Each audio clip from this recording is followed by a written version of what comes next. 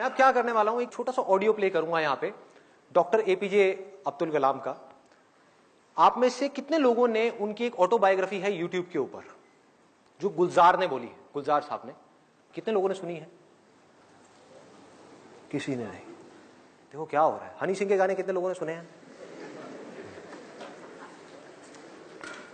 4 bottle vodka, 4 bottle vodka, 4 bottle vodka. उसमें Sunny Leone दिख रही है डांस करती हुई। माइंड हमारा वर्ड्स में सोचता नहीं है, पिक्चर्स में सोचता है। तो जैसे ही वो गाना चलेगा माइंड के अंदर सनी लियोन आएगी, सनी लियोन आएगी, आप नेट पे जाकर के सनी लियोन सर्च करोगे, हो गया टाइम पास। क्या होगा? बोलते रहेंगे आपके पेरेंट्स, बेटा ये मत कर वो मत कर। नहीं मम्मा कुछ नहीं कर रहा, मैं तो पढ़ाई कर रहा हूं। कौन सी पढ़ाई होगी? क्यों करोगे पढ़ाई? कोई वजह ही नहीं है पढ़ाई करने की। If you need a reason to do something extraordinary, you need a purpose.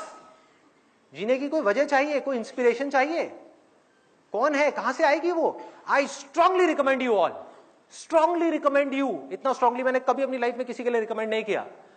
Doctor APJ Abdul Kalam students के लिए, उनसे बड़ी इंस्पिरेशन इस पूरी दुनिया में कोई नहीं है स्टूडेंट्स का।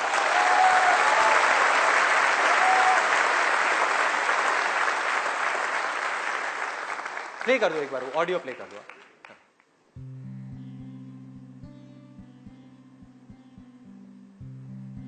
1990 के रिपब्लिक डे पर देश ने मिसाइल प्रोग्राम की कामयाबी का जश्न मनाया।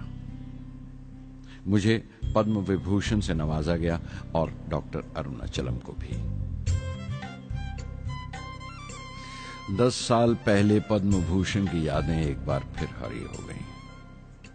रहन सहन मेरा अब भी वैसा ही था जैसा तब था। 10 बाय 12 का एक कमरा किताबों से भरा हुआ और कुछ जरूरत का फर्नीचर जो किराए पर लिया था। फर्क इतना ही था कि तब यह कमरा त्रिवेंद्रम में था, अब हैदराबाद में। वेटर मेरा नाश्ता लेकर आया, इडली और छाछ, और आंखों में एक खामोश मुस्कुराहट मुबारकबाद की। मैं अपने हमवतनों की इस नवाजिश से छलक गया।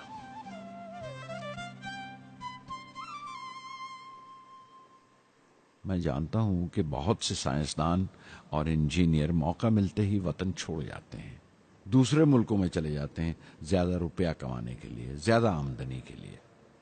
लेकिन ये आदर, मोहब्बत और इज्जत क्या कमा सकते हैं जो उन्हें अपने वतन से मिलती है। 15 अक्टूबर 1991 में 60 साल का हो गया। मुझे अपने रिटायरमेंट का इंतजार था। चाहता था कि गरीब बच्चों के लिए एक स्कूल खोलूं।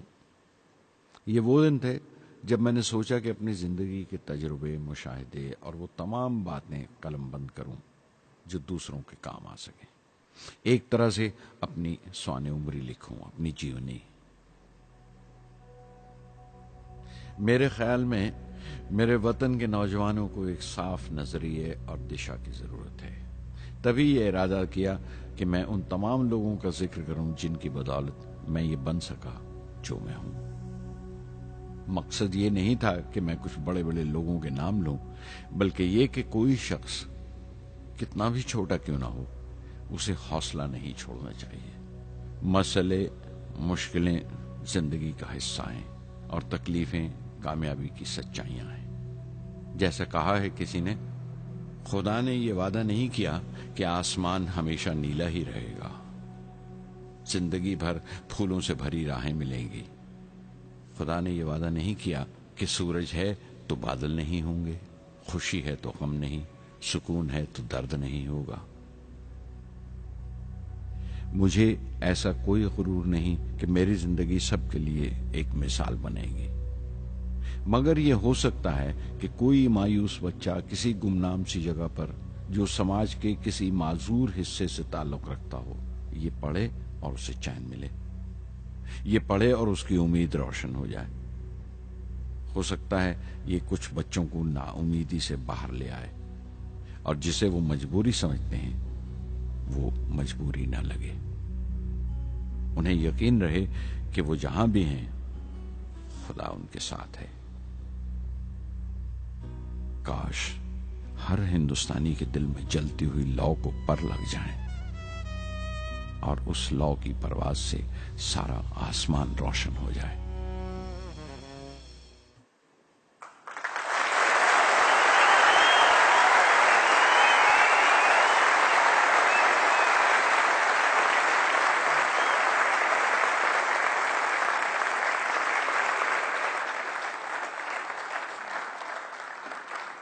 देखा क्या है? हाँ,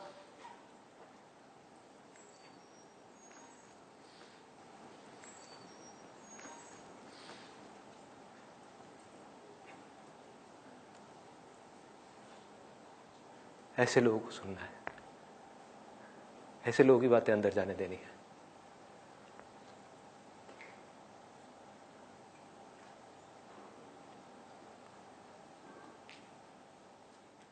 सोचो अगर आपकी भी सोच ऐसी हो जाए तो क्या होगा? सोचो।